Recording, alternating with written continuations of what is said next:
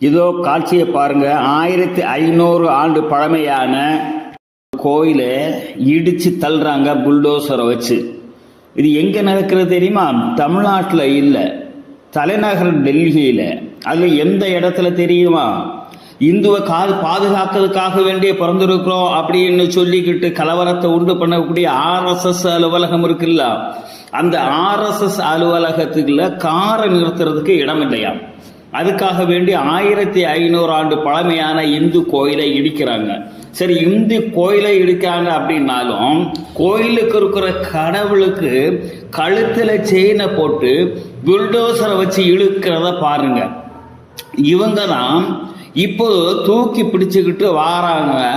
திருப்பரங்குன்றத்தில் முருகனுக்கு எங்களுக்கு விளக்கேற்ற முடியல அப்படின்னு சொல்லிட்டு விமர்சையாக வேற எந்த முருகன் கோயில விளக்கேற்று நிகழ்வு நடக்கு?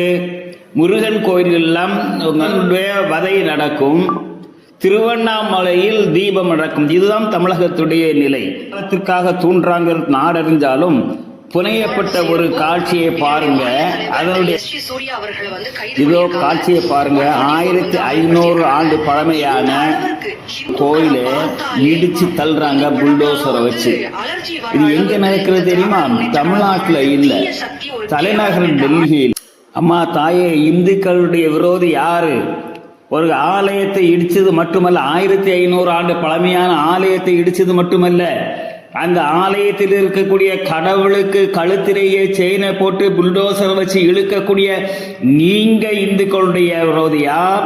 வரலாறு காணாத அளவுக்கு 1500க்கு மேற்பட்ட கோயில்களை புனரமைப்பு செய்து பழைய கோயில்கள் எல்லாம் கண்டுபிடிச்சு புதுப்பித்தது திராவிட ஆட்சி விரோதியா? ஊரை அடிச்சு ஒலையில போட்டுட்டு கிடைக்கிறதை எல்லாம் சுருட்டிட்டு ஓடக்கூடிய கூட்டம் எல்லாம் காசுக்காக வேண்டி பதிவு செய்து தமிழகத்தில் ஒரு குழப்பத்தை உண்டு பண்ணுவதற்காக வேண்டி முயற்சிகள் நடக்காது.